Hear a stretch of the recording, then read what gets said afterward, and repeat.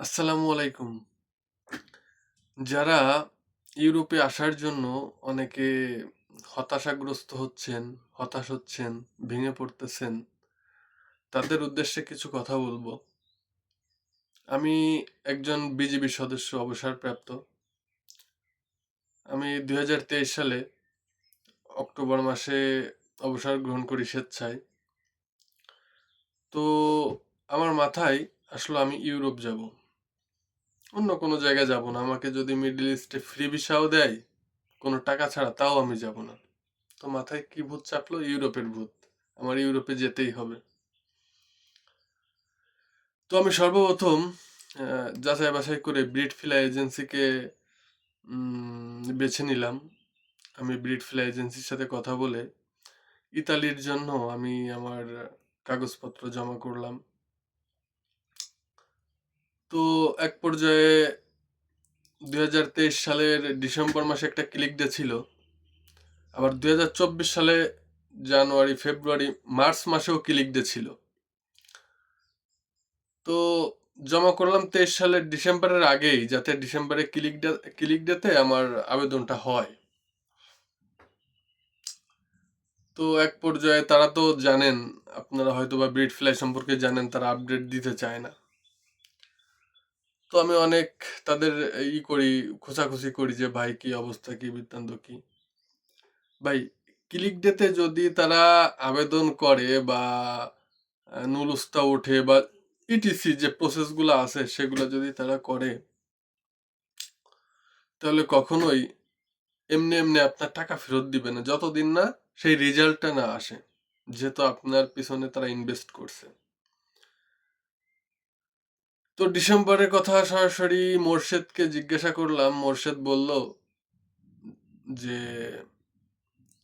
ভাই, আপনাদের চলমান আছে, এটা যে পরে জানাবো।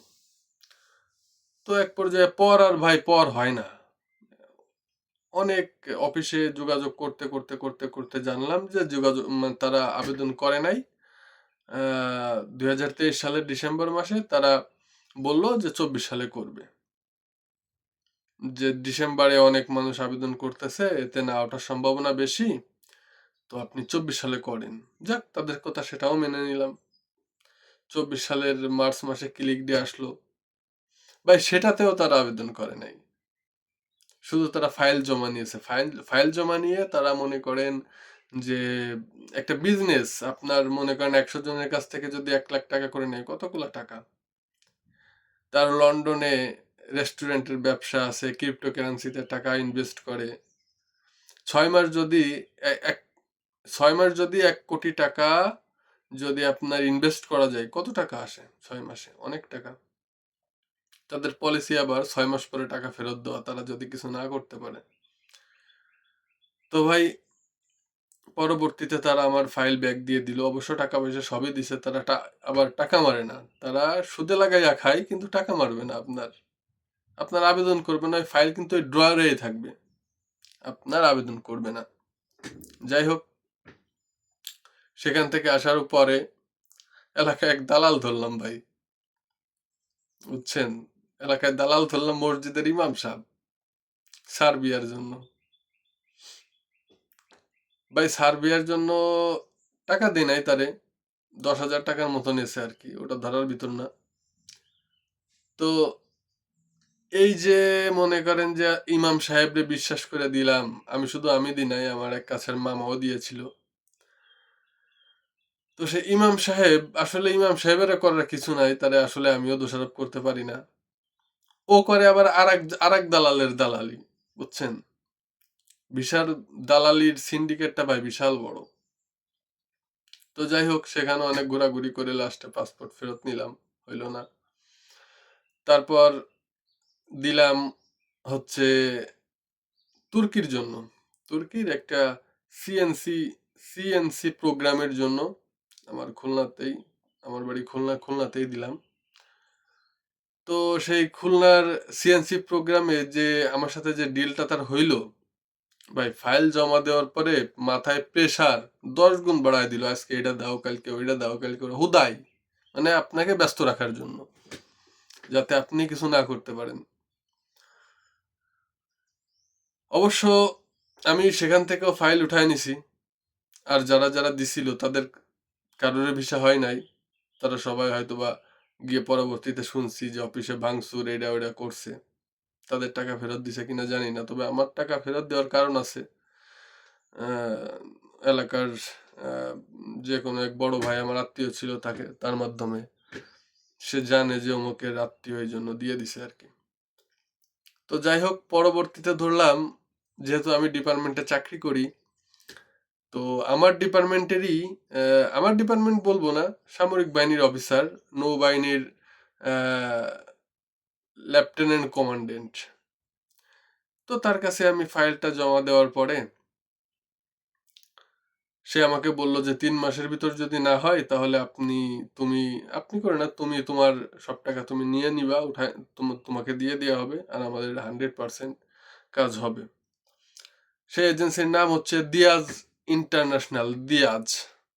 ইন্টারন্যাশনাল। খুলনা ব্রাঞ্চ ছিল, ঢাকাতেও ব্রাঞ্চ আছে, চট্টগ্রামেও আছে। সার্বিয়ার জন্য দিলাম 8 লাখ টাকা কন্ট্রাক্ট, 1 লাখ টাকা অ্যাডভান্স করলাম।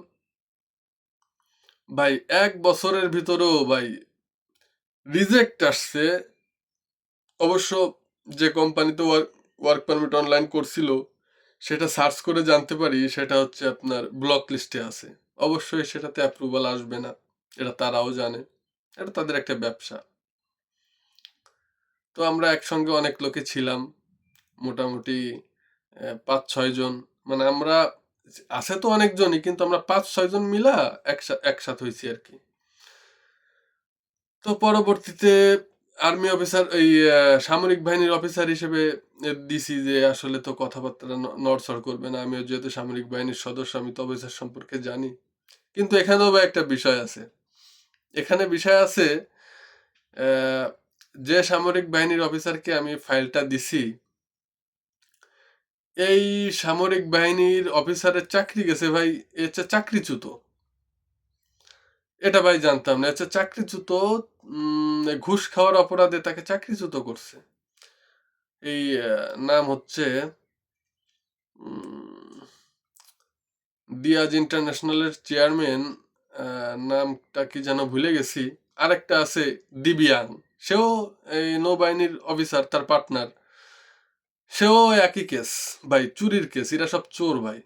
বাংলাদেশ সামরিক বাহিনী সবাই বলে যে এরা বাংলাদেশের ভবিষ্যৎ, এরা বাংলাদেশের হ্যান ত্যান বালসাল, আসলে সব মিথ্যা কথা ভাই। এরাই সব থেকে বড় দালাল, এরাই সব থেকে বড় চোর। এদের কখনো বিশ্বাস করবেন না ভাই, ঠিক আছে? হ্যাঁ, ভালো আছে, ভালো থাকবে না কেন, অবশ্যই ভালো আছে, কিন্তু খুবই কম। ভালো সবটাতে আছে। আপনারা যারা পুলিশকে খারাপ বলেন, পুলিশের ভিতর কি ভালো নাই? অবশ্যই আছে। যাই হোক, তো সেখানে 1 লাখ টাকা মারা। আমরা 6-7 জনে, আমি ফেসবুকে পোস্ট করার কারণে আমার নামে জিডি করছিল সোনাডাঙ্গা থানাতে।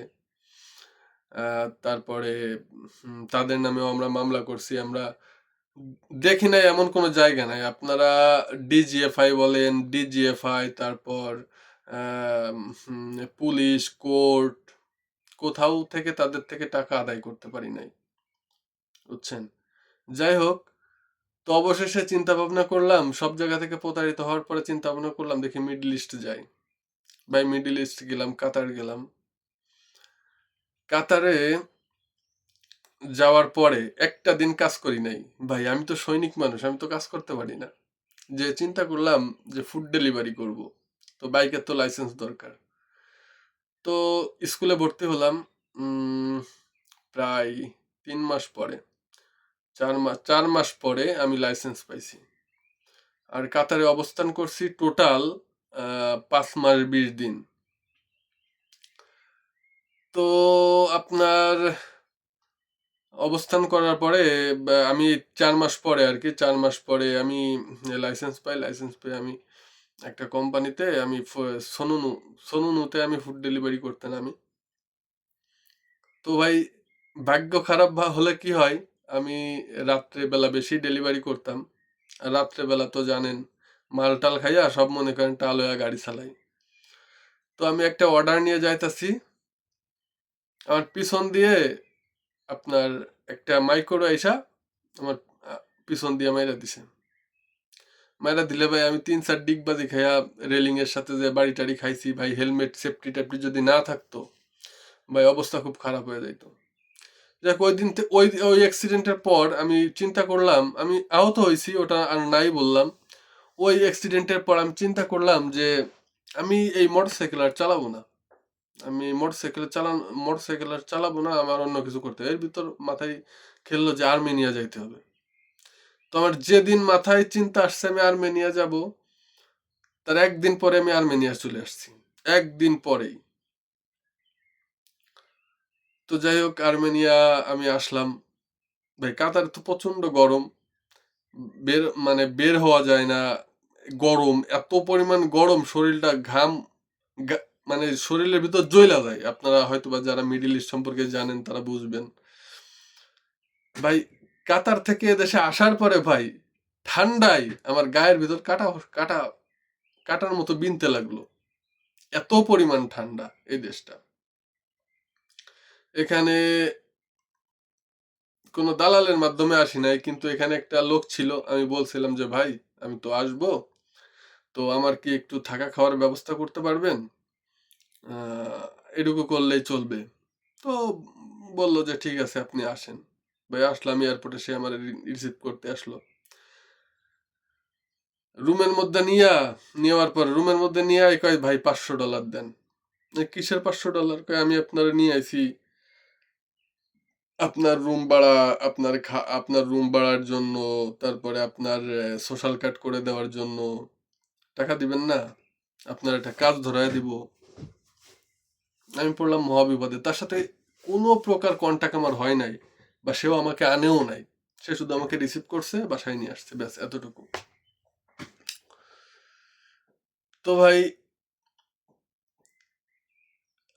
এখানে আমি তাকে টাকা দিব কি দিব না, সেই রাত ৩টা বাজে আমাকে যখন এয়ারপোর্ট থেকে নিয়ে আসছে, যখন তার রুমে আসছে রাত ৩টা বাজে। আর এত পরিমাণ ঠান্ডা ভাই, বলার বাইরে। এক পর্যায়ে আমি টাকা দিতে রাজি হই না, সে আমাকে বলে ভাই ঠিক আছে তাহলে আপনি চলে যান, আপনি রুম থেকে বের হয়ে যান।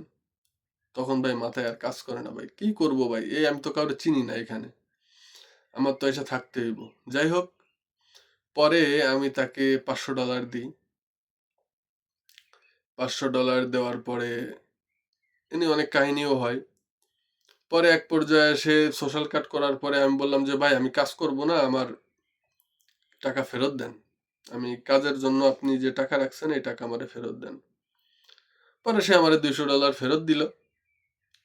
পরে এই $200 নিয়ে ভাই ১ মাস ওই ওখানে যেখানে রাখছিল ওখানে ছিলাম ১ মাস। পরে আমি বাংলাদেশ মার্কেট নামে একটা জায়গা আছে, এখানে একজনের সাথে কথা বলে, ভাই অনেক ভালো মানুষ। এখানে তার ব্যবসাও আছে, কাপড়ের ব্যবসা। উনার রুমে চলে আসলাম। সেই ফুড ডেলিভারি করি, এটা করি, ওইটা করি, ওইটা করি। ঠান্ডার ভিতর ভাই ফুড ডেলিভারিও করা যায় না, অনেক সমস্যা। পরে আস্তে আস্তে মনে করেন যে আপনার এডে ওডে করতে থাকি, ফুড ডেলিভারি শুয়ে থাকি, যায় না, ঠান্ডা। বাড়ি থেকে টাকা আনি খাই, এখানে ইন্টারভিউ দিই, ওখানে ইন্টারভিউ দিই। পরে ইনশাল্লাহ এক জায়গায় ভালো এক জায়গায় ইন্টারভিউ দিই, বর্তমানে সেখানে কর্মরত আছি। মৌমাছির কাজ করি। তো ভাই এখানে টিআরসির জন্য অ্যাপ্লাই করছিলাম ভাই, রিজেক্ট হয়েছে। ভাই হতাশা ছাড়া কিছুই নাই। এই যে মনে করেন এখান থেকে মানুষ গেম দেয়, ভাই কম দুঃখে গেম দেয় না। হয়তো বা যারা টিআরসি পায় না, টিআরসি রিজেক্ট হয়, তারপর মনে করেন যে আর যারা এমনি এমনি গেম দেয় ভাই, ওরা আসলে ভাই মানুষ না ভাই, ওরা আসলে বাঙালিদের নষ্ট করে ভাই। ঠিক আছে, যে তোর কোনো কিছু করার উপায় নাই তাহলে তুই গেম দে, ঠিক আছে, কিন্তু তুই আই সামনে গেম দিয়ে চলে যাইতে চাস, তোর একটা তুই টিআরসির জন্য অ্যাপ্লাই কর। অনেক মানুষ টিআরসি পাচ্ছে, আমি পাই নাই, অনেক মানুষ তো পাইছে। তো যাই হোক এখান থেকে টিআরসি পাইলে খুব সহজেই আপনি সেন্ট্রাল ইউরোপে মুভ করতে পারবেন। এটা একটা ইউরেশিয়া দেশ। আর এখানের কালচার সবকিছুই ইউরোপের মতো, একদম সেম ইউরোপ। আপনি ফিলও করতে পারবেন না যে আপনি এম, অন্য কোথাও আছেন। তো ভাই হতাশ হওয়ার দরকার নাই। যদি আপনার ইউরোপের চিন্তা ভাবনা থাকে তাহলে ভাই বাংলাদেশ থেকে না হলে ভাই আগে ঘর থেকে বের হন। আপনি মিডল ইস্টে যান বা যেকোনো একটা জায়গায় যান। সেখান থেকে চেষ্টা করুন ভাই। বাংলাদেশ আমাদের দেশ হচ্ছে আ দুর্নীতিতে ভরপুর। আমাদের দেশ দুর্নীতিতে ভরপুর। এ দেশে ভাই ভালো কিছু আশা করা যায় না। চোরের দেশ হচ্ছে বাংলাদেশ। তো যাই হোক ভাই, আপাতত এই অবস্থানে এই পরিস্থিতিতে আছি। আলহামদুলিল্লাহ ভালো আছি। আ ভালো একটা বেতন পাচ্ছি। মোটামুটি চলে আরকি। আর এই তো। যাই হোক, তো সবাই ভালো থাকবেন। কেউ হাল ছেড়ে দিবেন না। যদি আপনার ইচ্ছা থাকে আপনি আ ইউরোপে আসবেন। ইউরোপে যাওয়ার জন্য ভাই পথ একটা না, নানান পথ খোলা আছে। তাই বলে ভাই আমি এটা সাজেস্ট করব না আপনি লিবিয়া হয়ে চলে যান। ভাই বহুত সিস্টেম আছে যাওয়ার। আপনার টাকা আছে। আপনি ট্রাভেল করেন না ভাই। বিভিন্ন দেশ ট্রাভেল করেন। ট্রাভেল হিস্ট্রি বাড়ান। আপনার টাকা আছে আপনি চলে যান। কোন সমস্যা নেই। বুঝছেন? যাই হোক, এখন আল্লাহ দেখি কপালে কি রাখছে জানি না। হবে ইনশাআল্লাহ, একটা ভালো কিছু হবে সামনে হয়তোবা। মাঝে অনেক হতাশাগ্রস্ত হই। কি করব, কি করব না। কিছুই ভালো লাগে না মাঝে। যাই হোক, আল্লাহ হাফেজ। ভালো থাকেন। কিছু জানার যদি থাকে আপনাদের অবশ্যই জানাবেন। কমেন্ট বক্সে জানাবেন। আমি চেষ্টা করব আপনাদের উত্তর দেওয়ার জন্য। ধন্যবাদ। আল্লাহ হাফেজ।